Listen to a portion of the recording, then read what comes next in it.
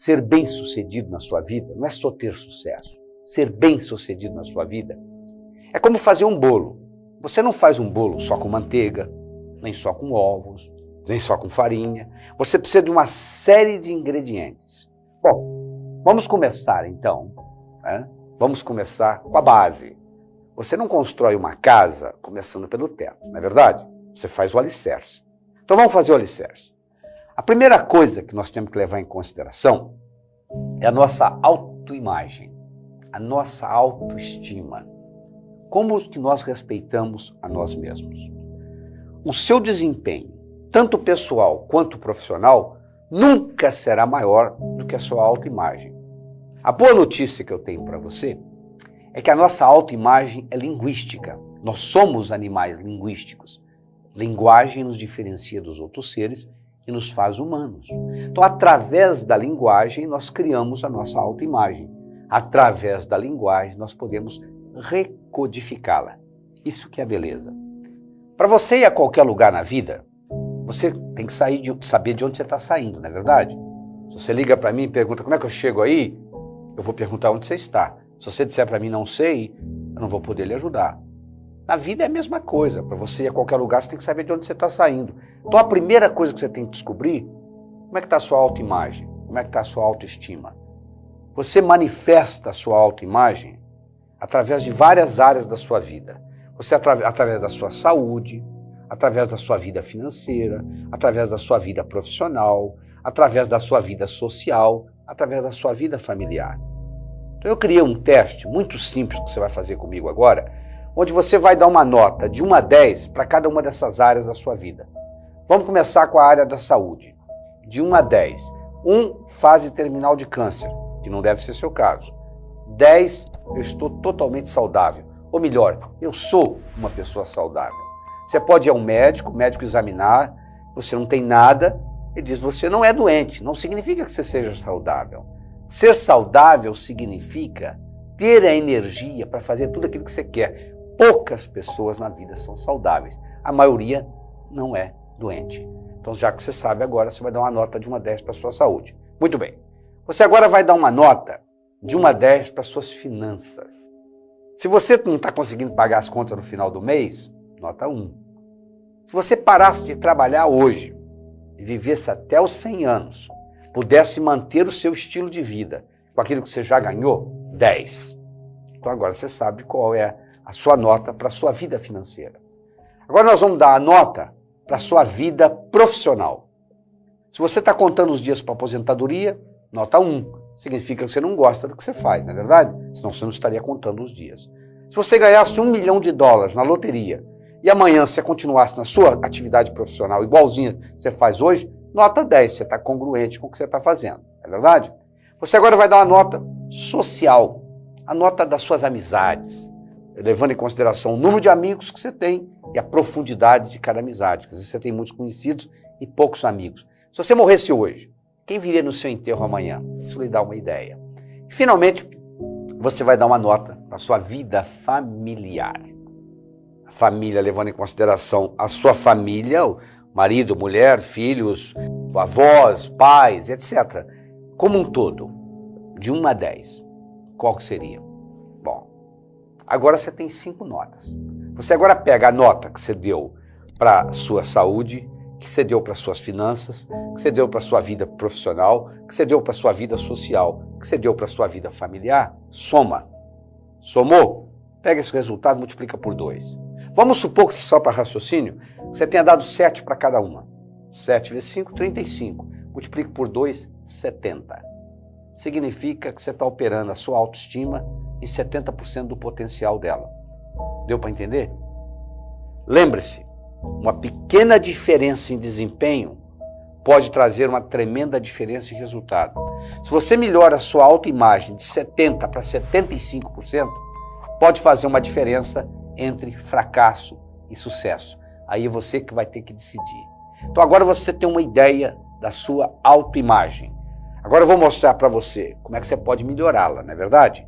Porque agora que você tem uma ideia, você agora pode trabalhar nisso.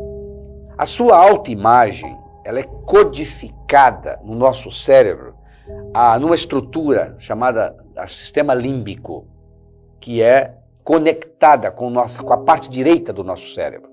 O nosso cérebro, ele tem dois hemisférios, o hemisfério esquerdo e o direito. O esquerdo é lógico, o direito é emocional. O esquerdo é verbal, o direito é visual. E assim por diante. O esquerdo é detalhista, o direito é global. Então essa é esquerdo e direito. O nosso cérebro também tem uma outra divisão, que é anterior-posterior. Anterior significa que você pensa muito. Posterior significa que você faz muito. Você deve conhecer gente que pensa muito e não faz nada. Você deve conhecer gente que faz muito e não pensa. Atira primeiro e depois mira. Pois bem, o cérebro trabalhando, o hemisfério esquerdo ele cuida das partes lógicas da vida. E o hemisfério direito cuida da parte emocional, ligada a esse sistema límbico. E você vai codificando as suas crenças com relação a você. Então, tudo aquilo que aconteceu com você até hoje, você codifica linguisticamente e cria no seu cérebro uma série de programas que vão ativar, eu vou ter que falar um pouquinho agora de neurofisiologia para você. São as palavras difíceis, mas logo a gente passa por elas. Na base do nosso cérebro existe uma estrutura chamada substância reticular ativadora ascendente, que é abastecida pelo saldo exergônico do bioquímico celular. Falei que eu ia falar difícil? Assim que nós conversamos entre nós médicos. Então deixa eu explicar para você o que isso significa.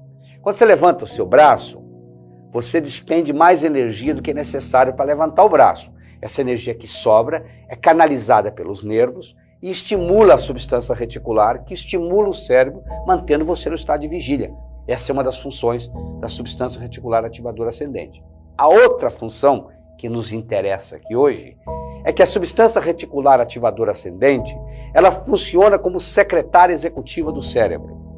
Então, o cérebro, como não pode manusear mais do que 5 a 9 informações de cada vez, por exemplo, você não estava prestando atenção no dedão do seu pé direito até que eu falei, nem tampouco na ponta do seu nariz, nem tampouco no lóbulo da orelha esquerda, porque você não pode fazer isso tudo ao mesmo tempo e prestar atenção no que eu estou falando. O seu cérebro determina o que é importante. Então o que acontece? O cérebro fala para a substância, fala entre aspas, para a substância reticular ativadora ascendente, o que ele quer ficar sabendo, o que ele não quer ficar sabendo. Então essa substância funciona como um filtro. E as suas crenças determinam esse filtro. Uma menina que foi abusada sexualmente aos 12 anos de idade e decide que o homem não presta, a partir daquele dia ela só vai ver o homem que não presta. Porque na hora que aparecer um homem que presta, o cérebro dela não vai ver, porque a substância reticular vai bloquear. Então o que nós temos que fazer é modificar essas crenças que estão bloqueando a substância reticular ativadora ascendente. Como é que a gente bloqueia? Então vamos lá. Primeiro, nós temos que aprender a trabalhar com visualização. Hoje está provado na medicina que uma visualização bem feita, o cérebro não sabe se você só pensou naquilo ou aquilo realmente ocorreu. Então isso não é ensinado nas escolas, mas você tem que desenvolver a sua capacidade de visualizar. Você vai ter uma reunião importante amanhã, como é que você quer que ela ocorra?